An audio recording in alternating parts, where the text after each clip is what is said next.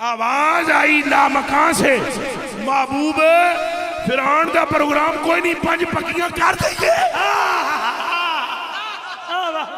کوئی سمجھ آئی ہے کہ نہیں؟ فرمایا محبوب جی آؤ تو 5 بھی چھڑ دے ہیں۔ او محبوبہ گل نمازاں دی تے نہیں نا گل ساری سرکار۔ او محبوبہ گل نمازاں دی تے نہیں نا گل ساری سرکار۔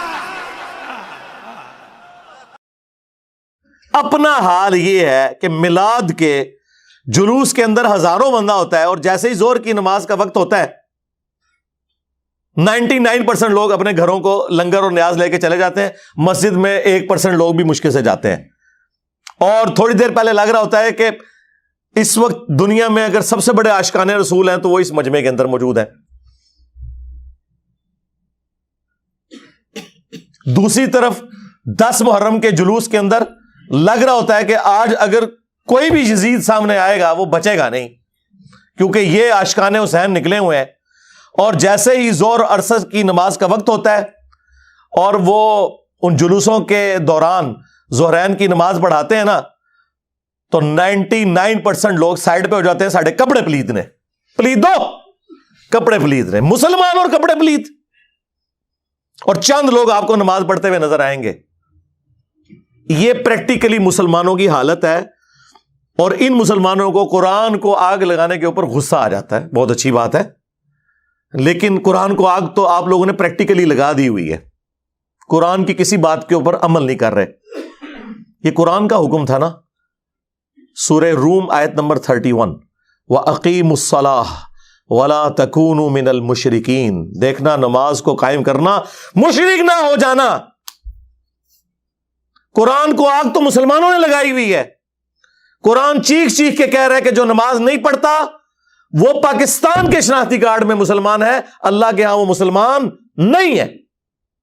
صحیح مسلم میں یہ حدیث لکھی رہ گئی 246 کہ بندے کے کفر اور ایمان، شرک اور اسلام کے درمیان فرق کی نماز ہے۔ یہ حدیث مسلم میں ہی لکھی رہ گئی کہ ابن مسعود رضی اللہ تعالیٰ عنہ کہتے ہیں کہ جماعت کے ساتھ نماز پڑھنا یہ سنت خدا ہے، یہ تمہارے نبی کی وہ سنت ہے جو اللہ نے انہیں عطا کی، اگر اسے چھوڑ دو گے تو برباد ہو جاؤ گے۔ رسول اللہ کے زمانے میں اگر کوئی بیمار بھی ہوتا اور 2 بندوں کے سہارے مسجد میں آ کے نماز پڑھ سکتا تو اس کی کوشش ہوتی کہ میں مسجد میں جماعت سے نماز پڑھوں، کہیں مجھے منافق نہ شمار کر لیا جائے۔ جماعت چھوڑنے پر رسول اللہ کے زمانے میں سمجھا جاتا تھا صلی اللہ علیہ وآلہ وسلم کے بندہ منافق ہے۔ صحابہ کرام کو، اہل بیت کو کب معلوم تھا کہ ایسی امت بھی آنے والی ہے جو آپ سے بڑا عشق رسول ہونے کا دعویٰ کرے گی اور نماز ایک نہیں پڑھے گی؟ تو وہ کہتے یار یہ تو بڑا آسان اسلام ہے۔ تو یہ حدیثیں تو مسلم شریف میں لکھی رہ گئیں، پریکٹیکلی کس نے عمل کیا اس کے اوپر؟ یہ حدیث ترمذی میں لکھی رہ گئی کہ ہمارا اور منافقین کا عہد نماز کی بنیاد پہ ہے، جس نے نماز چھوڑی اس نے کفر کیا۔ ہاں، یہ صحابہ کرام علیہم رضوان کا فتویٰ ترمذی میں ہی رہ گیا۔ عبداللہ بن شقیق تابعی کہتے ہیں کہ صحابہ کرام علیہم رضوان تارک الصلاح کے سوا کسی کی تکفیر نہیں کرتے تھے، صرف بے نمازی کو وہ کافر سمجھتے تھے، باقیوں کو وہ تمام غلطیوں کے باوجود مسلمان تصور کرتے تھے۔ اندازہ کریں، یہ ترمذی میں لکھا رہ گیا جناب۔ ہاں، ہم جب چیخ چیخ کے یہ باتیں بیان کرتے ہیں لوگ کہتے ہیں یار یہ کس قسم کی باتیں کر رہے ہیں، یہ کہاں پہ لکھی ہوئی ہیں؟ سرکار کتابوں میں لکھی ہوئی ہیں۔ یہی تو ہم آپ سے کہہ رہے ہیں کہ مرنے سے پہلے اے مسلمان کر لے اس پہ غور، کتابوں کا خدا اور ہے، بابوں کا خدا اور۔ یہ حدیث ابو داؤد میں ہی لکھی رہ گئی کہ بچہ جب 7 سال کا ہو جائے تو اسے نماز کا حکم دو، اور نہ پڑھے 10 سال کی عمر میں اسے سزا بھی دو، اور 10 سال کے بچوں کے بستر بھی الگ کر دو۔ یہ ابو داؤد میں لکھی رہ گئی حدیث۔ عمل کس نے کیا؟ یہ حدیث ابن ماجہ میں لکھی رہ گئی کہ نبی علیہ السلام نے فرمایا اے معاذ، اللہ کے ساتھ شرک نہ کرنا، خواہ تمہارے ٹکڑے ٹکڑے کر دیے جائیں، تمہیں قتل کر دیا جائے، سولی دے دیا جائے، یا آگ میں زندہ جلا دیا جائے، شرک نہ کرنا۔ یہ پہلی نصیحت۔ اسی حدیث میں دوسری نصیحت، نماز نہ چھوڑنا۔ تمہارا اللہ کے ساتھ عہد نماز کی بنیاد پہ ہے. اگر تم نے نماز چھوڑ دی تو اللہ کا ذمہ اٹھ گیا تم سے. اور تیسری چیز فرمایا شراب نہ پینا یہ تمام برائیوں کی جڑ ہے. تو یہ حدیثیں تو لکھی رہ گئی سرکار. یہ حدیث مسند احمد میں ہی لکھی رہ گئی کہ نبی علیہ السلام نے فرمایا کہ نماز قیامت کے دن نمازی کے لیے دلیل، نجات اور نور ہوگی، اور جو نماز نہیں پڑھتا قیامت کے دن نہ اس کے لیے کوئی دلیل ہوگی اللہ کے حضور بچنے کی، نہ نجات اور نہ کوئی روشنی، نور جو پولیس رات سے گزرنے کے لیے قرآن میں آیا نا وہ نور. اور پھر نبی السلام نے فرمایا کہ بے نمازی کا حشر اسی حدیث میں آتا ہے فرعون، قارون اور حامان اور امیہ ابن خلف کے ساتھ ہوگا. ہاں جی، کچھ بھی ہیں تیرے محبوب کی امت سے ہیں. محبوب تو پہلے ہی بتا گئے ہیں کہ بے نمازی تیرا حشر تو فرعون کے ساتھ ہونا ہے، تیرا حشر قارون کے ساتھ ہونا ہے، امیہ ابن خلف کے ساتھ ہونا ہے. اور یہ تو میں آپ کو صرف ایک بات کر رہا ہوں. اب اگر میں قرآن کی توحید بیان کرنا شروع کروں تو قرآن کے پہلے صفحے کا ٹیسٹ دنیا کے کروڑوں مسلمان پاس نہیں کر سکتے. ایاک نعبد و ایاک نستعین، یہ قرآن میں ہی لکھا رہ گیا. ماشاءاللہ فجر کی نماز میں یہ پڑھ کے نکلتا ہے اور مسجد کے ساتھ جو دربار ہے ریگولرلی حاضری دے کے اس بابے سے بھی مانگ کے گھر آتا ہے. تو کیا نماز تو پڑھی؟ تو مسلمان ہے، تیری ہر نماز کی ہر رکعت میں تو یہ نہ پڑھے تیری نماز ہی نہیں ہوتی. ایاک نعبد و ایاک نستعین، اے اللہ عبادت بھی تیری کریں گے، دعا بھی تجھی سے مانگیں گے، مدد بھی تجھی سے مانگیں گے. یہاں مدد مانا دعا کے ہے، لیکن یہاں مولویوں نے پھر پٹی پڑھا دی. ان کا نہیں جی امی سے روٹی نہ مانگے. اندازہ کریں قرآن کا مذاق اڑا رہے ہیں، حالانکہ انہیں پتا ہے کہ قرآن میں یہ آیت موجود ہے وَتَعَاوَنُوا عَلَى الْبِرِّ وَالتَّقْوَى وَلَا تَعَاوَنُوا عَلَى الْإِثْمِ وَالْعُدْوَانِ، نیکی اور پرہیزگاری کے کاموں میں ایک دوسرے کی مدد کرو اور برائی میں الگ رہو. قرآن نے بتایا ہے کہ اللہ نے دنیا کو اسباب کے ساتھ جوڑا ہوا ہے. یہاں ایاک نستعین میں دعا کے اعتبار سے بتایا جا رہا تھا کہ غیر اللہ سے نہیں کرنی. ظاہری اسباب کا تو قرآن میں حکم ہے، لیکن دیکھ لیں. اور پھر جس شان سے اللہ تعالیٰ نے سورۃ النمل میں ذکر کیا، حیران کن بات آپ کو بتاؤں، اہل تشیع کے ہاں صبح و شام کی دعاؤں میں، سنت اذکار میں سورۃ النمل کی آیت نمبر 62 پڑھی جاتی ہے. ترجمہ نہیں کبھی کسی نے پڑھا. اور ہمارے جن اسٹوڈنٹس نے پڑھا جو شیعہ مکتب سے تعلق رکھتے تھے، کیونکہ میں نے اس آیت کو اتنی دفعہ کوٹ کیا، انہوں نے کہا ہم تو یہ صبح شام پڑھتے ہیں، ترجمہ پڑھا تو انہوں نے کہا یار یہ آیت پڑھ کے بھی سب سے زیادہ شرک ہم کر رہے تھے، کیونکہ اس آیت کے اندر کیا لکھا ہے؟ اَمَّن يُجِيبُ الْمُضْطَرَّ إِذَا دَعَاهُ، بھلا بتاؤ کون ہے جو تکلیف میں گھرے ہوئے شخص کی فریاد کو سنتا ہے، وَيَكْشِفُ السُّوءَ، اور اس سے اس کی برائی کو، تکلیف کو دور کر دیتا ہے، وَيَجْعَلُكُمْ خُلَفَاءَ الْأَرْضِ، اور تمہیں اگلوں کا خلیفہ کرتا ہے زمین پر، تمہارے ماں باپ کے مرنے کے بعد تم، تمہارے مرنے کے بعد تمہاری اولاد کو. اَإِلَٰهٌ مَّعَ اللَّهِ، کیا اللہ کے ساتھ کوئی اور معبود بھی ہے؟ قَلِيلًا مَّا تَذَكَّرُونَ، لیکن بہت کم ہی تم نصیحت حاصل کرتے ہو. بالکل صدق اللہ العظیم، بہت کم لوگوں نے نصیحت حاصل کی. اس آیت میں کلیئر کٹ لکھا ہے کہ جو اللہ کے سوا کسی اور سے دعا کرتا ہے گویا وہ اسے خدا بنائے ہوئے ہے. یا علی مدد کا مطلب سادہ نہیں ہے، اس کا مطلب ہے کہ آپ نے مولا علی کو اللہ کے مقابلے پر خدا تصور کر لیا. نہیں جی ہم تو انہیں اللہ کا بندہ مانتے ہیں.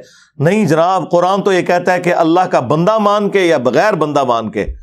جب تمہارا یہ عقیدہ ہے کہ اللہ کے سوا کوئی تمہاری تکلیف دور کر سکتا ہے، جی پیچھے اللہ ہی ہے. اچھا اللہ پیچھے رکھنے ہنستے؟ یہ دیکھیں حدیث میں لکھا ہوا ہے نماز کا طریقہ. اور نہیں جی ہمارے امام صاحب نے بھی تو وہی کچھ بتایا نا، پیچھے تھے اتنے بھی نبی علیہ السلام نے. نبی علیہ السلام پیچھے رکھنے کے لیے؟ میرے نبی سا ہے ہی کوئی نہیں، تیرے بابے تھے شاہ ہی کوئی نہیں.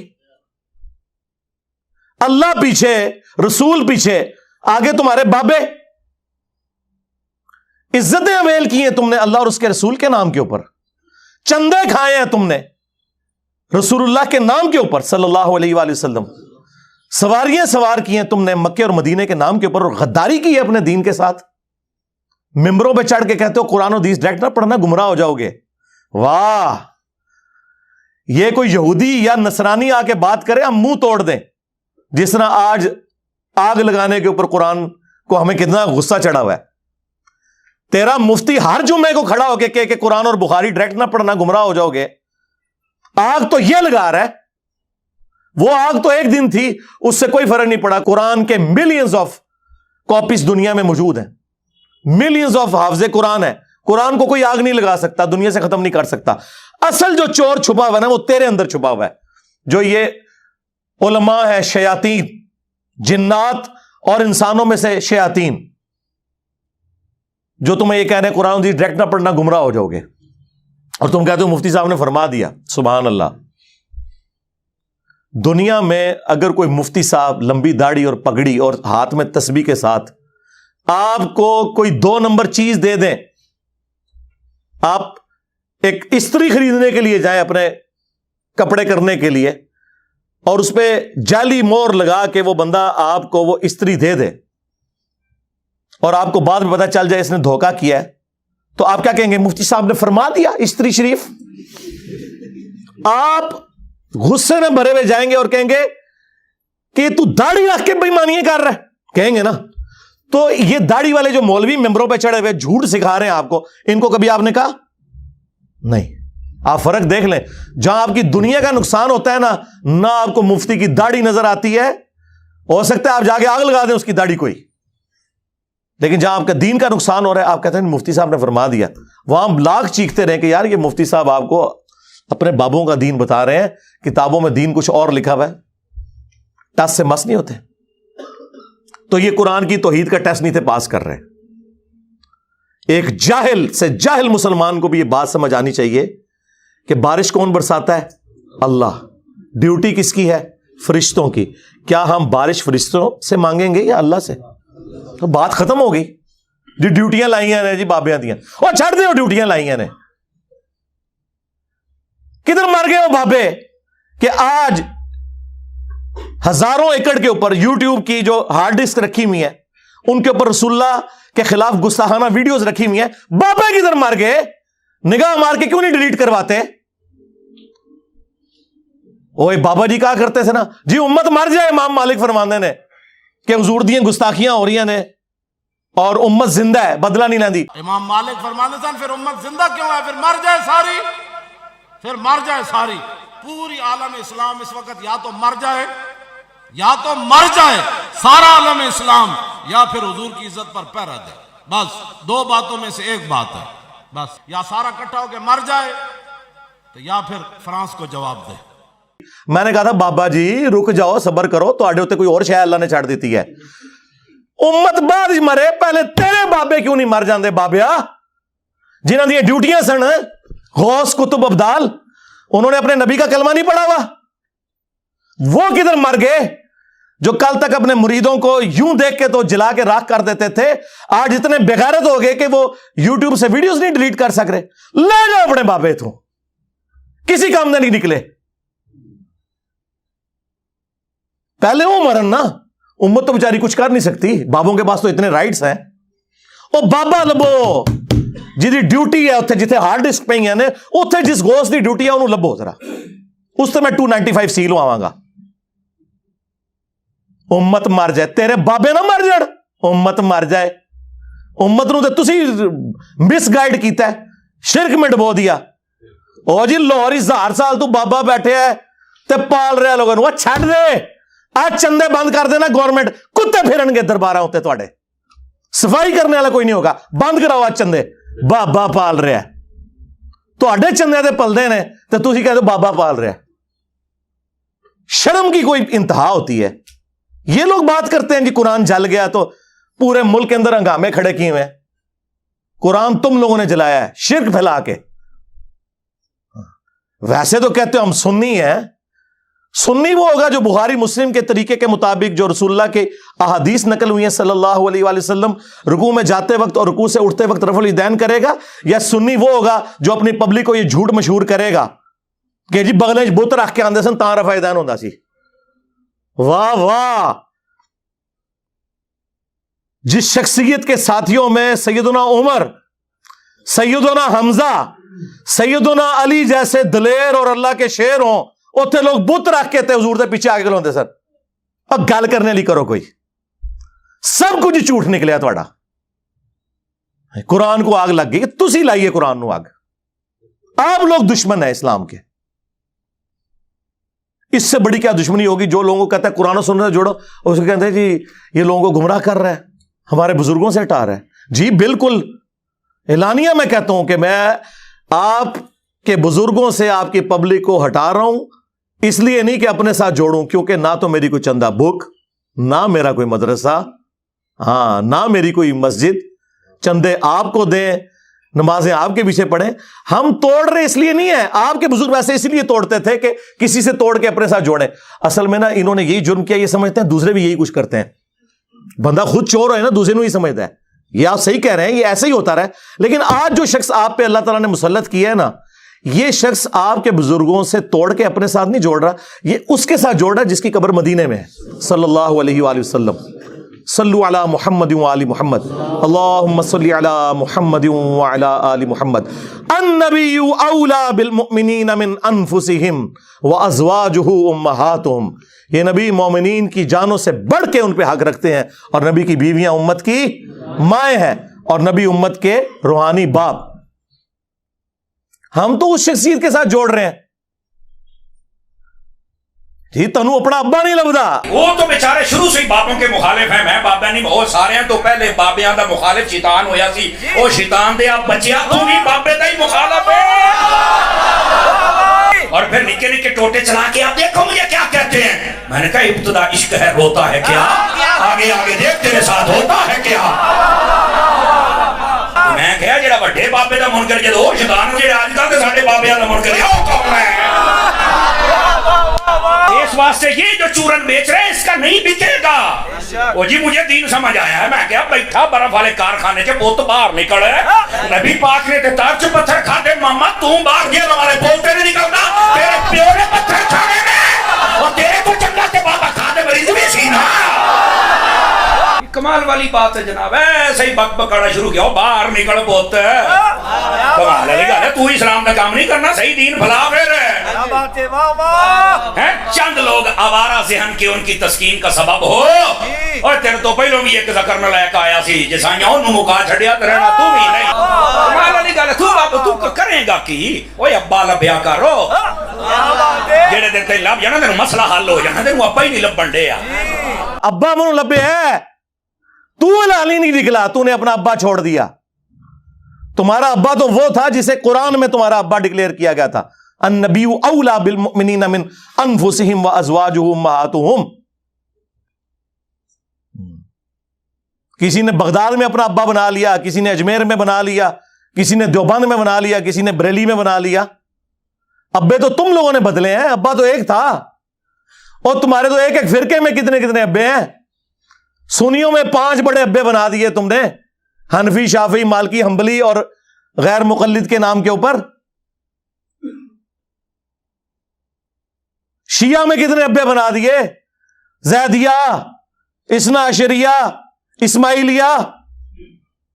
फिर सुन्नियों के, हनफियों के अंदर कितने अब्बे बना दिए, बरेलविया, देवबंदिया, हयातिया, ममातिया।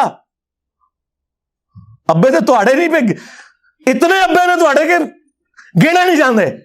अब्बा ही किसी अब्बा लब ले आया सी। हाँ, तुमने कुरान और सुन्नत के नाम के ऊपर इज्जतें वेल करके अपने बाबों की तालीमात लोगों को सिखाई। तो देख लो पिछले 1200 साल में जितनी इज्जत तुम लोगों ने इकट्ठी की थी ना, उससे ज्यादा मट्टी पलीद हुई है इन 12 सालों के अंदर। 12 सदियां नहीं अल्लाह ताला ने ली हैं मट्टी पलीद करने के लिए। 12 सालों के अंदर आज तुम्हारे बाबों की मीम्स बन रही हैं, हाँ, कार्टून बन रहे हैं, छोटे छोटे बच्चे मजाक उड़ा रहे हैं। वो बच्चे जिनके अब्बे ये वाकया सुन के सुभान अल्लाह कहा करते थे। اور بچے مذاق اڑا رہے ہیں. تو دیکھ لو یہ ذلت اور رسوائی, یہ ہر عروج کو زوال آتا ہے. یہ اللہ کی سنت ہے کہ 300 سال کی فرعونوں کی حکومت ایک ایسے شخص سے گرا دی کہ جس کی زبان میں بھی لکنت تھی, جس کی پرورش بھی اسی گھر میں ہوئی تھی. کون؟ موسیٰ بن عمران علیہ السلام. تو یہ اللہ تعالیٰ نے چننا ہوتا ہے کہ کس کے ذریعے اللہ تعالیٰ کون سا کام کروا دے. اور جی ساڑھے بزرگاں نے 90 لاکھ نو کلمہ پڑھا دے. چھڑ دیو, کلمہ تو تانوں بھی نہیں صحیح طریقے نال آندا, تجوید نال, نماز نہیں آتی, ترجمہ نہیں آتا.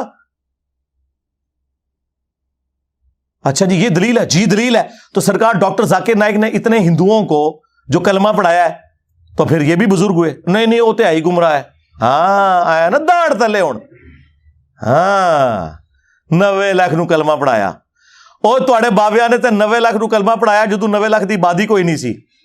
ہوں اپنے بابیاں نو کہو کہ ہوں ایک بندہ ایسا آیا جے جنہیں سارے بابیاں دے مننے والےاں نو انہاں تو تروڑ کے اس شخص سے جوڑ دیا جس کی قبر مدینے میں ہے صلی اللہ علیہ وآلہ وسلم. تے سب تو بڑا بابا آ گیا جے ہوں سامو اینو, لو سامو آ گیا جے بابیاں دا بابا. اگر یہی کرائٹیریا ہے تو نہیں وہ اصل میں اللہ تعالیٰ چاہے تو فاسق سے بھی دین کا کام لے سکتا ہے. ہاں بالکل ہمارا بھی یہی عقیدہ ہے کہ بخاری مسلم میں حدیث ہے کہ فاسق سے بھی دین کا کام لیا جا سکتا ہے. لہذا کوئی دھونس نہ لگائے کہ کس نے کس کو کلمہ پڑھایا. آج جرمنی میں کتنے قادیانی ہیں جو کلمہ پڑھا کے غیر مسلموں کو اپنے زوم میں مسلمان کر رہے ہیں, حالانکہ وہ مسلمان نہیں قادیانی کر رہے ہیں. تو کیا وہ اس کو حق پہ ہونے کی دلیل کے طور پہ پیش کریں گے؟ بات کرنے والی کریں. جو کرائٹیریا آپ دوسرے کے ماننے کے لیے تیار نہیں اپنے لیے کو پیش کرتے ہیں. تو دشمنی کی آپ لوگوں نے قرآن کے ساتھ, سنت کے ساتھ.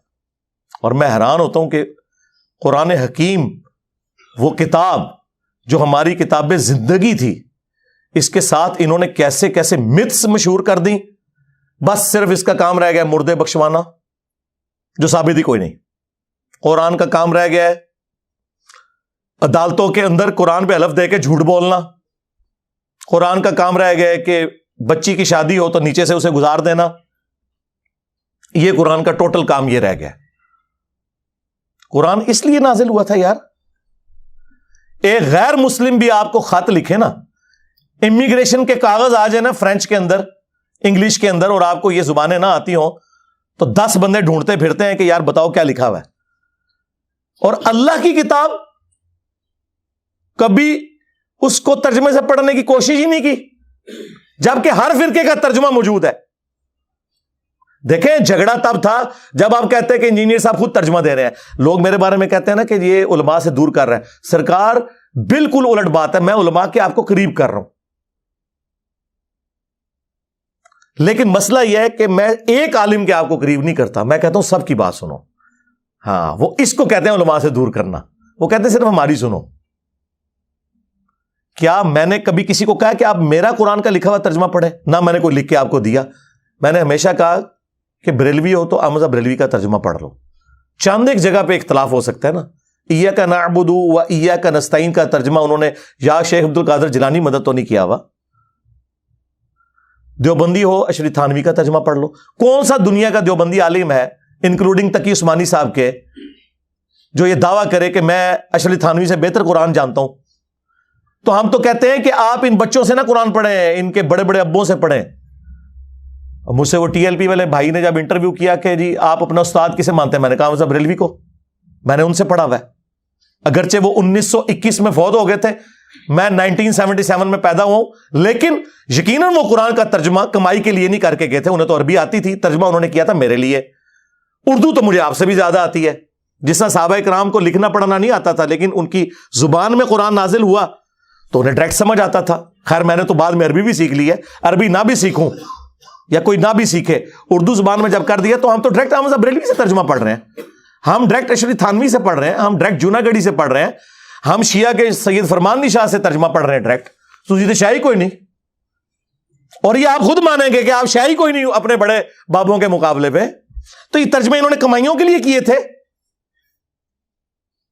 یہ تو کوئی نہیں کہے گا کمائی کے لیے کیے. تو اس لیے کیے تھے کہ پبلک کو پتا چلے قرآن میں کیا لکھا ہوا ہے. وہ آپ پڑھنے نہیں دے رہے. ہمارے ایک شیعہ دوست ہیں عالم دین, ماشاءاللہ بہت اچھا کام کر رہے ہیں. ان کا ایک جملہ گولڈن جملہ ہے. انہوں نے کہا کہ آج کوئی غیر مسلم آ کے آپ سے یہ کہے کہ میں مسلمان ہونا چاہتا ہوں یا ابھی ہوا ہوں, مجھے بتائیں میں نے اسلام کو اسٹڈی کرنا ہے کہ اسلام کی مجھ سے کیا ریکوائرمنٹ ہے, میرا خدا مجھ سے کیا چاہتا ہے, میرا اللہ مجھ سے کیا ڈیمانڈ کرتا ہے, تو آپ اسے کون سی کتاب پڑھنے کے لیے دیں گے؟ تو ساروں کا جواب یہ ہوگا جی قرآن پڑھنے کے لیے دیں گے. اور آگے سے وہ گورا یہ پوچھ لے کہ بھائی آپ نے بھی اسی قرآن کو پڑھ کے اپنے عقیدے صحیح کیے تھے؟ ہاں, تو منہ اڑ کے بیٹھو گے. اس کا جواب یہ نہیں ہوگا کہ میں نے میرے پرکھے جو بھی کسی نے نہیں قرآن ترجمے نال پڑھا ایسی اللہ دے فضل نال جدوں انہوں نے کلمہ پڑھیا ہوں تک کسی نے قرآن ترجمے نال نہیں سے پڑھا. اس کی وجہ میں آپ کو بتا دیتا ہوں, قرآن کا ترجمہ بمشکل 200-250 سال پہلے کیا ہے شاہ ولی اللہ دہلوی نے فارسی میں, اور اس وقت بھی کوئی پرنٹنگ پریس وغیرہ نہیں تھے, وہ چند لوگوں تک ہی پہنچا. ایکچولی اگر آپ دیکھیں تو ان 15-20 سالوں میں زیادہ ہوا ہے کہ سافٹ ویئر بنے عام بندوں کے ہاتھ میں ہے, ورنہ ترجمہ قرآن تو آپ کو مسجدوں میں نہیں ملتا تھا. او حافظ قرآن نے نہ ترجمہ پڑھا ہو تو اور کس نے پڑھنا ہے؟ حافظ بن کے نکلتے ہیں, حافظ نہیں حافظ. انہوں نے نہیں قرآن ترجمے سے پڑھا ہوا, اور کس نے پڑھنا ہے؟ اور جس کے ماں باپ نے امید لگائی ہے کہ انہیں سانو لے جانا ہے کتے جتھے آپ جانا سی. ہاں, تراوی کے دنوں میں تھوڑی تھوڑی داڑھی بڑھا لیں گے, تو جس طرح جناب عید آئے گی تو او پہ عید ہے داڑھی. اور کس لیے؟ پیسے کمانے کے لیے. مفت کون بنا دے تراویاں؟ ٹھیکے تو ہوندیاں نے. ہاں, یہ قرآن کے ساتھ آپ لوگ کر رہے ہیں. اور قرآن کیا کہہ رہا ہے؟ وَأُوحِيَ إِلَيَّ هَذَا الْقُرْآنُ لِأُنذِرَكُمْ بِهِ وَمَنْ بَلَغَ. اے نبی تم فرماؤ قرآن مجھے اللہ نے اس لیے وحی کیا تاکہ اس قرآن کے ذریعے میں تمہیں بھی تبلیغ کر دوں, اور جس تک یہ قرآن پہنچ جائے اس قرآن کے ذریعے تبلیغ کرے. قرآن تو یہ کہہ رہا ہے, قرآن تو کہہ رہا ہے وَلَقَدْ يَسَّرْنَا الْقُرْآنَ لِلذِّكْرِ فَهَلْ مِن مُدَّكِرٍ. ہم نے قرآن کو سمجھنے کے لیے آسان کر دیا, ہے کوئی نصیحت حاصل کرنے والا؟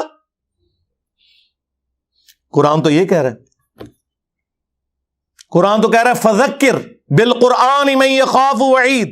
اے نبی قرآن کے ذریعے تبلیغ کریں ہر اس شخص کو جو اللہ کی دھمکی سے ڈرتا ہے. قرآن تو یہ کہہ رہا ہے. قرآن تو سورہ صاد میں کہہ رہا ہے کہ قرآن ہم نے اس لیے نازل کیا کہ اس سے لوگ نصیحت حاصل کریں, اس کی آیات میں تدبر کریں, اور عقل مند لوگ اس سے نصیحت حاصل کریں. لیکن آپ لوگوں نے کیا کہا کہ قرآن کس لیے نازل ہوا ہے؟ مردے بخشوانے کے لیے. ہمارے محبوب صلی اللہ علیہ وآلہ وسلم کی پوری زندگی سینٹرڈ اراؤنڈ قرآن ہے.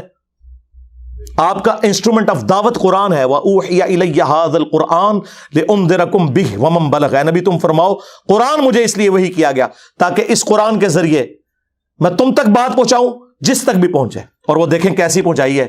صحیح مسلم میں یہ حدیث ہے, نبی علیہ السلام نے حجت الوداع کے موقع پر فرمایا تھا میں تم میں ایک چیز ایسی چھوڑ کے جا رہا ہوں جسے پکڑ لوگے کبھی گمراہ نہیں ہوگے, وہ اللہ کی کتاب ہے. اچھا, حجت الوداع کا جو خطبہ مسلم شریف میں آیا نا, اس میں صرف قرآن کا ذکر ہے, حدیث سنت کا ذکر نہیں ہے.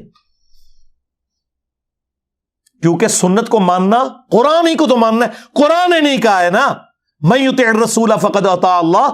جس نے رسول اللہ کی اطاعت کی اس نے اللہ کی اطاعت کی. ٹھیک ہے, ایک حسن درجے کی روایت ہے حاکم کے اندر, قرآن اور سنت دو چیزیں. لیکن حجت الوداع کا جو خطبہ مسلم شریف میں آیا اس میں صرف قرآن کا ذکر ہے. لیکن وہ لکھی رہ گئی مسلم میں حدیث, یہ حدیث مسلم شریف میں ہی لکھی رہ گئی کہ اللہ تعالیٰ اس قرآن کی وجہ سے قوموں کو عروج دے گا اور زوال دے گا. وہ زمانے میں معزز تھے مسلمان ہو کر, اور تم خوار ہوئے تارک قرآن ہو کر. یہ مسلم شریف میں حدیث لکھی رہ گئی جی, یہ مسلم میں ہی لکھی رہ گئی حدیث. القرآن حجت لک او علیک. قرآن قیامت کے دن یا تو تیرے حق میں گواہی دے گا یا تیرے خلاف گواہی دے گا جی. اور وہ خلاف جو گواہی ہے وہ قرآن میں آ گئی ہے. وہ صرف قرآن نہیں, صاحب قرآن بھی. سورہ فرقان آیت نمبر 30, وقال الرسول یا رب ان قوم اتخذوا هذا القرآن مہجورا. اور رسول اللہ قیامت کے دن شکایت کریں گے کہ اے اللہ میری قوم نے قرآن کو پیٹھ کے پیچھے ڈال دیا تھا. ہاں, ہمیں شفاعت رسول کا بتایا گیا جو برحق ہے. عسیٰ ان یبعثک ربک مقاما محمودا.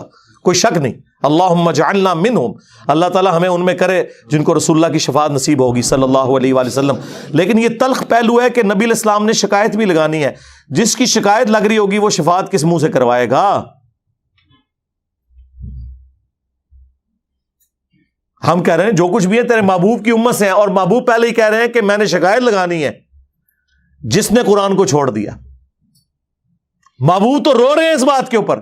بخاری اور مسلم دونوں میں حدیث ہے، عبداللہ ابن مسعود رضی اللہ تعالیٰ عنہ کہتے ہیں ایک دن نبی علیہ السلام ممبر پہ چڑھے اور میں آڈینس میں نیچے بیٹھا ہوا تھا، تو رسول اللہ نے کہا عبداللہ ہمارے قریب آؤ۔ میں قریب گیا، کہا عبداللہ ہمیں قرآن سناؤ۔ ان کا یا رسول اللہ قرآن تو آپ پہ نازل ہوا ہے۔ آپ نے فرمایا کہ مجھے دوسروں سے سن کے لطف آتا ہے۔ تو عبداللہ ابن مسعود کہتے ہیں کہ میں قرآن حکیم پڑھنا شروع کیا اور سورہ نساء کی میں نے تلاوت شروع کی۔ آپ شوق دیکھیں کہ سورہ نساء شروع کی انہوں نے 40 آیات پڑھ دی، نبی علیہ السلام ممبر پہ بیٹھے ہوئے ہیں اور وہ نیچے قرآن تلاوت کر رہے ہیں اور حضور اس کا لطف اٹھا رہے ہیں۔ اور جب آیت نمبر 41 پہ پہنچے نا، فَكَيْفَ إِذَا جِئْنَا مِن كُلِّ أُمَّةٍ بِشَهِيدٍ، وہ کیسا دردناک وقت ہوگا قیامت کا کہ جب ہم ہر امت میں سے ایک گواہ کو، اس امت کے پیغمبر کو اٹھائیں گے۔ کس لیے؟ کہ بتائے کہ اس نے دعوت کا کام کیا تو اس کے اگینسٹ اس کی امت نے کیسا رسپانس کیا۔ وَجِئْنَا بِكَ عَلَىٰ هَٰؤُلَاءِ شَهِيدًا، اور اے محبوب صلی اللہ علیہ وآلہ وسلم ہم آپ کو گواہ بنا کر اٹھائیں گے ان کے اوپر جن میں آپ کو مبعوث کیا گیا۔ بس یہ آیت سننی تھی۔ امت تو کہتی ہے جو کچھ بھی ہے محبوب کی امت سے ہے، اور محبوب کیا فرما رہے ہیں؟ عبداللہ بس کرو، عبداللہ بس کرو۔ کہتے ہیں میں نے نگاہ اٹھا کے حضور کی طرف دیکھا تو آپ کی دونوں آنکھوں سے زارو قطار آنسو جاری تھے کہ مجھے اپنی امت کے خلاف قرآن کی اس آیت کے تحت گواہی دینی پڑے گی۔ حضور اس لیے رو رہے ہیں کہ مجھے گواہی دینی پڑے گی کہ میری امت نے قرآن کو چھوڑ دیا، میرے دین کو پس پش ڈال دیا، اور امت امید لگائی بیٹھی ہے حضور نے شفاعت کرنی ہے۔ آپ دیکھیں کتنا فرق ہے۔ بخاری مسلم دونوں میں حدیث ہے، نبی علیہ السلام نے فرمایا جو لوگ زکوٰۃ نہیں ادا کرتے اپنے مال کی، کان کھول کر سن لو، ایسا نہ ہو کہ قیامت والے دن کسی کی گردن پہ اس کی وہ بکری سوار ہو جو بکریوں کا ریوڑ اس نے رکھا ہوا ہے اور اس نے اس کی زکوٰۃ نہیں دی، اور وہ مجھے پکار رہا ہو اغثنی یا رسول اللہ، یا رسول اللہ میری مدد کیجئے، میں تمہارے کچھ کام نہیں آؤں گا، میں نے جو کچھ بتانا تھا دنیا میں تمہیں بتا دیا۔ آپ حیران ہوں گے، میٹرک میں جب میں پڑھتا تھا 1992 میں، تو بریلویوں کی ایک جماعت تھی انجمن طلباء اسلام ATI، ان کا جو بیج ہوتا تھا نا اس پہ لکھا ہوتا تھا اغثنی یا رسول اللہ۔ وہ سیدھا بھی ہوتا تھا، گول بھی ہوتا تھا، گرین کلر کا اور گولڈن رنگ کا، اغثنی یا رسول اللہ۔ کاش اس کے نیچے بخاری اور مسلم کی اس حدیث کا نمبر لکھا ہوتا جس کے اندر یہ جملہ آیا ہے۔ ہم تو اس کو لیتے تھے یا رسول اللہ ہماری مدد کرے، لیکن یہ جملہ تو نبی علیہ السلام نے امت کے لیے ٹونٹ کے طور پہ بولا ہوا ہے کہ تم تو مدد مانگو گے، میں نے تمہارے کام نہیں آنا۔ کیوں؟ اس حدیث میں الفاظ ہیں میں نے تمہیں دنیا میں بتا دیا تھا، کہیں ایسا نہ ہو کہ کسی کی گردن پہ اس کی گائے سوار ہو جس کی اس نے زکوٰۃ نہیں دی، جب وہ گائے 40 کے عدد کو پہنچے، یعنی عام گائے کی زکوٰۃ نہیں ہے، اور وہ چیخیں مارتا ہوا کہ اغثنی یا رسول اللہ، یا رسول اللہ میری مدد کرے، میں نے تمہیں دنیا میں اللہ کا پیغام پہنچا دیا تھا، میں تمہارے کچھ کام نہیں آؤں گا۔ پھر نبی علیہ السلام نے اونٹ کا سوار ہونے کا ذکر کیا، تو اندازہ کریں اللہ کے نبی علیہ السلام نے اپنی امت کو ایک ایک تفصیل کھول کر بیان کر دی ہے، کوئی قسم نہیں چھوڑی، کھول کھول کر باتیں بیان کر دی ہیں، کسی کو وہم بھی باقی نہ رہے۔ پھر بھی امت کو خیال نہ آئے تو الگ بات۔ پھر حجۃ الوداع سے جو واپسی پہ نبی علیہ السلام نے غدیر کا خطبہ دیا ہے، غدیر خم کا، صحیح مسلم میں ہی اوپر تلے 4 احادیث ہیں 6225 سے 6228 تک۔ اے لوگو آگاہ ہو جاؤ، میں بھی ایک انسان ہوں، قریب ہے کہ اللہ کا قاصد یعنی موت کا فرشتہ میرے پاس آئے اور میں اس کی دعوت قبول کر لوں۔ میں اپنے بعد تم میں 2 بھاری چیزیں چھوڑ کے جا رہا ہوں، ان میں سے پہلی چیز اللہ کی کتاب ہے، اس میں ہدایت ہے، اس میں نور ہے، یہ اللہ کی رسی ہے۔ ہاں، جو اسے پکڑے گا ہدایت پہ ہوگا، جو چھوڑ دے گا گمراہ ہو جائے گا۔ اور زائد ابن ارقم کہتے ہیں کہ نبی علیہ السلام پھر ترغیب دلاتے رہے، اللہ کی کتاب، اللہ کی کتاب، اللہ کی کتاب، جو قرآن میں آیا تھا نا، وَاعْتَصِمُوا بِحَبْلِ اللَّهِ جَمِيعًا وَلَا تَفَرَّقُوا، اللہ کی رسی کو مضبوطی سے پکڑ لو، فرقوں میں مت بٹو۔ وہ قرآن ہے غدیر خم کی حدیث میں۔ اس کو وائس ورثہ بھی کر لو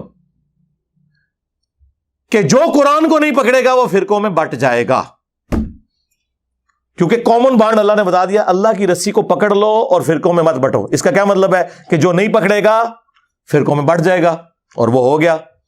اور فرمایا دوسری بھاری چیز میرے اہل البیت ہیں، میں اپنے اہل البیت کے معاملے میں تمہیں اللہ کا خوف دلاتا ہوں، یعنی میری وفات کے بعد ان کے ساتھ حسن سلوک کرنا۔ یہ 3 دفعہ آپ نے جملہ بولا، لیکن امت نے نہ قرآن کو پکڑا اور نہ اہل بیت کو زندہ چھوڑا، بالکل الٹ امت چلی۔ پھر بخاری اور مسلم دونوں میں حدیث ہے، اللہ کے محبوب صلی اللہ علیہ وآلہ وسلم جب کبھی بھی خطبہ دیتے تھے نا، تو آپ علیہ السلام ممبر پہ آ کے کہتے تھے، اما بعد فإن خیر الحدیث کتاب اللہ وخیر الہدی ہدی محمد صلی اللہ علیہ وآلہ وسلم وشر الامور محدثاتها وکل محدثۃ بدعہ وکل بدعۃ ضلالہ وکل ضلالۃ فی النار۔ کچھ الفاظ سنن نسائی کے، میجر پورشن جو ہے وہ صحیح مسلم ہے۔ آگاہ ہو جاؤ، سب سے بہترین کلام اللہ کی کتاب ہے، سب سے ہدایت یافتہ راستہ محمد صلی اللہ علیہ وآلہ وسلم کا ہے۔ بدترین کام وہ ہیں جو دین میں خود سے جاری کر دیے جائیں، وہ سارے کام بدعتیں ہیں، اور تمام بدعتیں گمراہیاں ہیں، اور تمام گمراہیاں جہنم میں لے جانے والی ہیں۔ اندازہ کریں۔ اور بخاری اور مسلم دونوں میں حدیث موجود ہے، عبداللہ ابن ابی اوفا سے کسی نے پوچھا، جو رسول اللہ کی وفات کے بعد 75 ایئرز تک زندہ رہے، 86 ہجری میں فوت ہوئے، کہ بتائیں کہ رسول اللہ نے اپنا وصی کسی کو بنایا تھا؟ تو انہوں نے کہا نبی علیہ السلام نے ہمیں قرآن کے مطابق چلتے رہنے کی وصیت کی تھی۔ قرآن وصی رسول ہے، خلیفۃ الرسول ہے، وصی رسول، جس کے اوپر آج سنی شیعہ 2 فرقے بنے ہوئے ہیں۔ سیدنا ابوبکر خلیفۃ الرسول ہیں صحابہ کرام کے اجماع کے اوپر، وصی رسول نہیں، وصی رسول قرآن ہے، وصی رسول نہ سیدنا ابوبکر ہے نہ سیدنا علی ہے، اور وہ نیچرل ہے، کیونکہ 2 سال کے بعد تو حضرت ابوبکر بھی فوت ہو گئے، ہاں 12 سال کے بعد سیدنا عمر بھی شہید ہو گئے، 24 سال کے بعد سیدنا عثمان بھی شہید، اور 30 سال کے بعد سیدنا علی بھی شہید، اور آخری صحابی ابو طفیل عامر بن واصلہ 110 ہجری میں نبی علیہ السلام کی وفات کے 100 سال کے بعد وہ دنیا سے چلے گئے۔ اس کے بعد اس پلانٹ ارتھ پہ کوئی صحابی نہیں ہے۔ نبی علیہ السلام کسی صحابی کو بھی وصی بناتے تو مر تو اس نے بھی جانا تھا، یہ زندہ چیز چھوڑی۔ بخاری مسلم دونوں میں حدیث ہے، اللہ نے ہر نبی کو کوئی نہ کوئی معجزہ دیا تھا، اور جتنے لوگ اس نبی پر ایمان لاتے تھے اسی معجزے کی وجہ سے لاتے تھے۔ مجھے اللہ نے سب سے بڑا وحی کا معجزہ دیا ہے قرآن۔ میں اللہ سے امید کرتا ہوں سب سے زیادہ میرے امتی ہوں گے جنت میں جانے والے، کیونکہ میرا معجزہ سب سے بڑا ہے قرآن کی وجہ سے۔ اور بخاری مسلم میں آ گیا کہ جنتیوں کا نصف میری امت سے ہے، قرآن کی وجہ سے۔ جامعہ ترمذی میں، سنن ابن ماجہ میں حدیث ہے، جنتیوں کی 120 میں سے 80 صفحے میری امت سے، قرآن کی وجہ سے۔ یعنی قرآن مطلب یہ مردوں کو بخشنے کی وجہ سے نہیں، سرکار عمل کرنے کی وجہ سے۔ تو نبی علیہ السلام کا وصی، آپ کا خلیفہ، آپ علیہ السلام کا انسٹرومنٹ آف دعوت، ہر چیز۔ صحیح بخاری میں ایک بڑی زبردست حدیث ہے جو میں نے ایک دفعہ اپنے ممبر سے بیان کی ہے، ادروائز وہ حدیث آپ نے کبھی سنی نہیں ہوگی، کیونکہ اس کے ساتھ 295C جڑی ہوئی ہے۔ صحیح بخاری میں ایک چیپٹر ہے کتاب الاعتصام بالکتاب والسنہ، قرآن و سنت کو مضبوطی سے پکڑنا۔ اس چیپٹر میں امام بخاری ایک حدیث لے کے آئے ہیں کہ جب حضرت ابوبکر کی بیعت کی گئی نا، تو دوسرے دن حضرت ابوبکر صدیق رضی اللہ تعالیٰ عنہ آڈینس سے خطاب کرنے کے لیے مسجد نبوی میں آئے، تو ان کے خطاب کرنے سے پہلے حضرت عمر ممبر پہ چڑھے، جس طرح آج کل بھی اسٹیج سیکرٹری کے طور پہ، اور کمال کا خطبہ دیا۔ 2 جملوں کا خطبہ ہے، وہ بخاری میں آیا، لیکن مولوی نہیں آپ کو بتائے گا، جن کو بتانا چاہیے وہ بھی ڈرتے ہیں بتاتے ہوئے۔ جن کو نہیں بتانا چاہیے وہ تو نہیں بتائیں گے. حضرت عمر کے الفاظ ہیں کہ دیکھو، یعنی حضور کے غم کی وجہ سے لوگ دکھی تھے. یعنی جس شخصیت کو آپ اپنے ماں باپ اولاد سب سے بڑھ کر عزیز سمجھتے ہیں اور وہ دنیا سے چلی جائے تو صحابہ کرام کی تکلیف کا اندازہ کون کاٹ سکتا ہے. تو سیدنا عمر نے کہا کہ دیکھو، اللہ نے اپنے نبی کے لیے وہ پسند کیا جو اللہ کے پاس تھا، وہ اس سے بہتر تھا جو دنیا میں ہے. وَلَلْآخِرَةُ خَيْرٌ لَكَ مِنَ الْأُولَىٰ، اے نبی تمہارا ہر آنے والا لمحہ گزرے ہوئے سے بہتر ہوگا. کیوں؟ وَرَفَعْنَا لَكَ ذِكْرَكَ، ہم نے آپ کے لیے آپ کا ذکر بلند کر دیا. دنیا میں کوئی لمحہ ایسا نہیں ہے کہ اللہ کے ساتھ رسول اللہ کا نام نہ بولا جاتا ہو اذان کے اندر. اللہم صلی علی محمد وعلی آل محمد. تو حضرت عمر کے الفاظ ہیں کہ اللہ تعالیٰ نے وہ پسند کیا جو تمہارے نبی کے لیے بہتر تھا، لیکن اللہ نے تمہارے لیے تمہارے نبی کے جانے کے بعد وہ کتاب چھوڑ دی ہے جس کتاب کے ذریعے اس نے اپنے نبی کو ہدایت دی تھی. اب یہ بڑا خطرناک جملہ تھا، خطرناک جملہ تھا، خطرناک سے بھی اگلا ورژن. تم بھی اس کتاب کو پکڑو گے تو ہدایت پہ قائم رہو گے. اور پھر اس جملے کو ریپیٹ کیا، اس کتاب کو کہ جس کتاب کو تمہارے نبی کی ہدایت کا ذریعہ بنایا. اچھا، اس کا یہ مطلب نہیں نعوذ باللہ کوئی رسول اللہ گمراہ تھے، نہیں. قرآن میں واضح آیت ہے، ما ضل صاحبکم وما غوا، تمہارے نبی نہ کبھی بہکے ہیں نہ کبھی بہرا چلے ہیں. یہاں پہ بھی ضلہ کا لفظ آیا ہے. یہ کیا ہے جو قرآن حکیم میں اللہ تعالیٰ نے فرمایا وَوَجَدَكَ ضَالًّا فَہَدَىٰ، اے نبی ہم نے آپ کو اپنی محبت میں خود رفتہ پایا اور ہدایت کے بلند ترین مرتبے پر پہنچا دیا. ضال کا مطلب گمراہی بھی ہوتا ہے، ضال کا مطلب کسی کی محبت میں ڈوبنا بھی ہوتا ہے. اِنَّ أَبَانَا لَفِي ضَلَالٍ مُبِينٍ، حضرت یعقوب کے بیٹوں نے جو خود صحابی تھے اپنے باپ کے بارے میں کیا کہا تھا کہ ہمارے ابا جان تو یوسف کی محبت میں ڈوب چکے ہیں. اب وہاں ترجمہ آپ فی ضلال مبین کا یہ تو نہیں کرتے کہ ہمارے ابا گمراہ ہو چکے ہیں، وہ تو کافر ہو جاتے، اپنے پیغمبر ابے کو کہتے تو نہیں. وَوَجَدَكَ ضَالًّا فَہَدَىٰ، احمد بریلوی نے بالکل صحیح ترجمہ کیا، مولانا مودودی نے بھی صحیح ترجمہ کیا.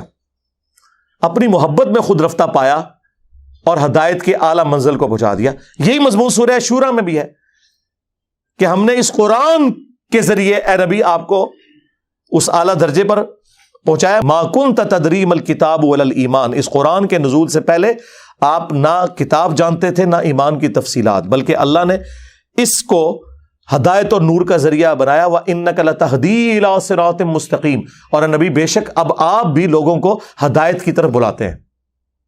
تو نبی علیہ السلام، وہ میں بتا رہا تھا خطبہ کیوں نہیں لوگ بیان کرتے تھے، اس میں جو حضرت عمر کا جملہ ہے نا کہ اللہ نے اس کتاب کے ذریعے تمہارے نبی کو ہدایت دی، تو اب اس کے لوگ ڈرتے تھے یار یہ تو کہیں گے نبی کو گمراہ مان رہے ہیں. بھائی تم ایکسپلین کرو، ہم نے بھی کر دیا. یہ کبھی بھی خطبہ بیان نہیں ہوا، اور یہ خطبہ صحیح بخاری میں لکھا ہوا ہے.